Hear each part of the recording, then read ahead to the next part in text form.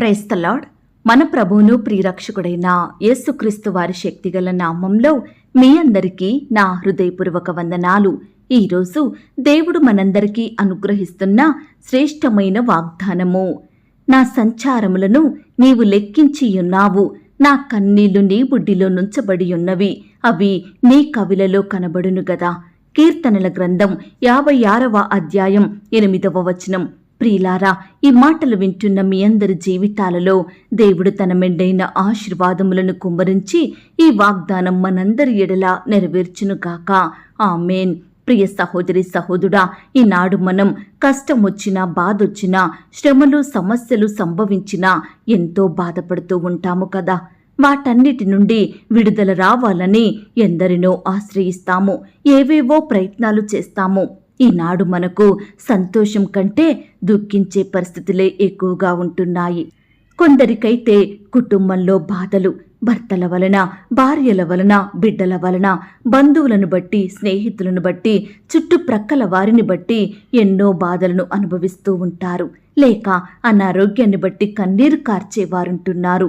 ఉద్యోగం లేదని, సంతానం కలగలేదని, వివాహాలు జరగలేదని, అప్పులు ఎక్కువవుతున్నాయని, ఇలా రకరకాల సమస్యలను బట్టి ఎంతో కన్నీరు కార్చూ జీవించేవారు ఎంతో మంది ఉంటున్నారు కదా.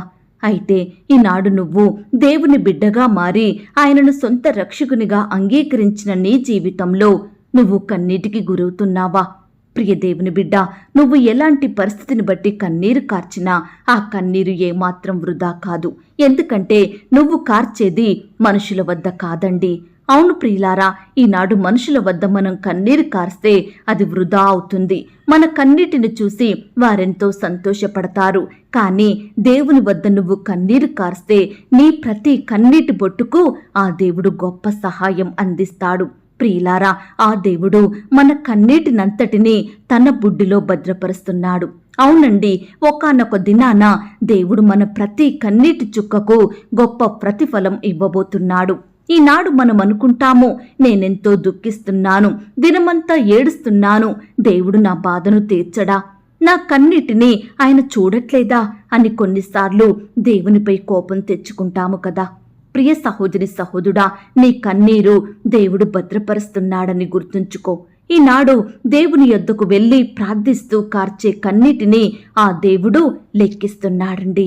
నా కుమార్తె, నా కుమారుడు నా యొద్దకు వచ్చి ఎన్ని కన్నీటి చుక్కలను కార్చింది అని దేవుడు నీ కన్నీటినంతా లెక్క పెడుతున్నాడు. చూశారా ప్రియులారా, మన దేవుడు ఎంత అద్భుతమైన వాడో. ఈనాడు మనం కన్నీరు కార్చి వాటిని తుడుచుకుంటాము, మనకే తెలియదు ఎన్ని చుక్కలు కారుస్తామో. అలాగే మనుషులు కూడా మన కన్నీటికి విలువనియ్యరండి, వాటిని గుర్తించరు. కానీ నువ్వు నేను నమ్మకంగా సేవించే మన పరలోకపు తండ్రి ఒక్క చుక్క కూడా వృధా కాకుండా అన్నిటినీ భద్రపరుస్తున్నాడు. ఎందుకంటే మన కన్నీళ్లకు తగిన జవాబు ఇవ్వాలని. ప్రియులారా, వాక్యం సెలవిస్తుంది, కన్నీటితో విత్తువారు ఆనందంతో పంట కోయుదురు అని. అవునండి, మన దేవుడు మన కన్నీటికి జవాబిచ్చే శక్తి గలవాడు. ఆనాడు సంతానం కొరకు దేవుని సన్నిధిలో ఎంతో కన్నీరు కార్చింది హన్నా. తనకు కుమారుడే కావాలని మొరపెట్టింది.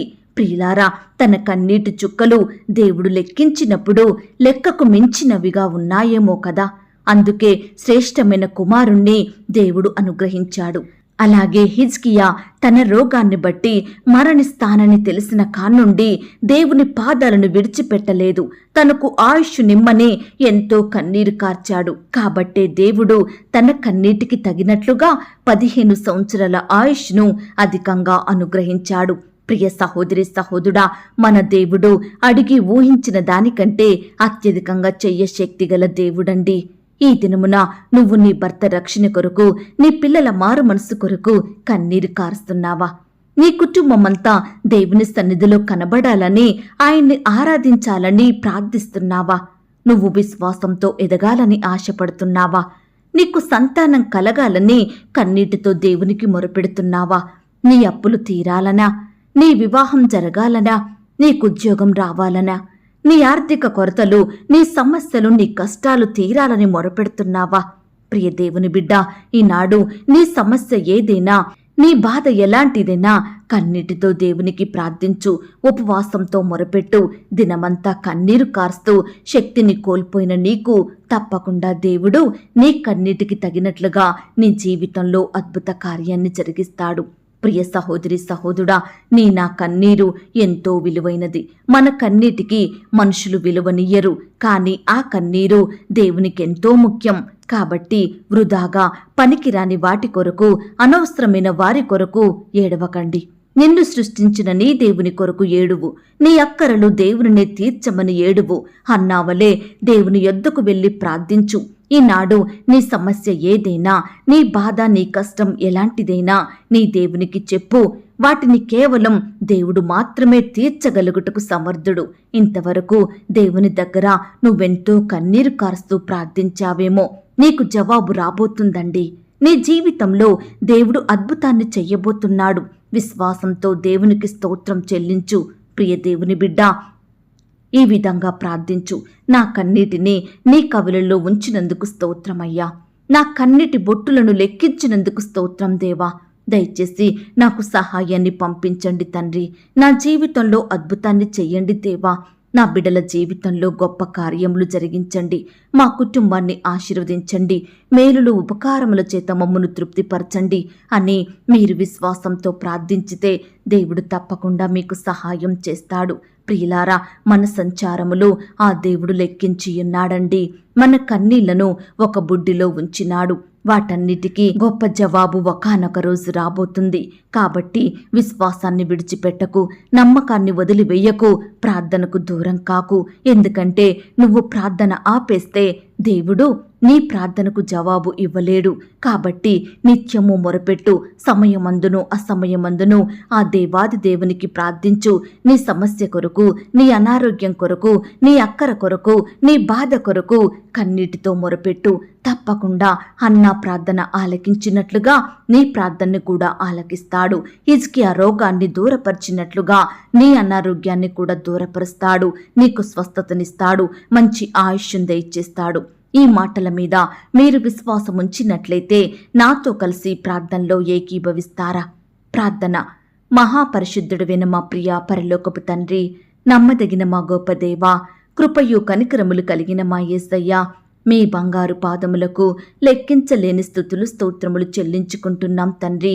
ఈ సమయాన మమ్మను ప్రేమించి మాకిచ్చిన శ్రేష్టమైన వాగ్దానాన్ని బట్టి మీకు వందనాలు అయ్యా.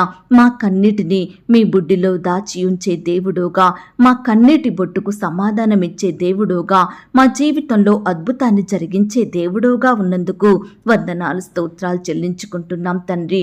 ఈనాడు ఎంతో మంది బిడ్డలు రకరకాల అక్కరల కొరకు, సమస్యల కొరకు, బాధల కొరకు, శ్రమల కొరకు మీ పాదాల వద్ద చేరి కన్నీటితో మీకు మొరపెడుతుండగా మీరే వారి మొరలను ఆలకించండి దేవా.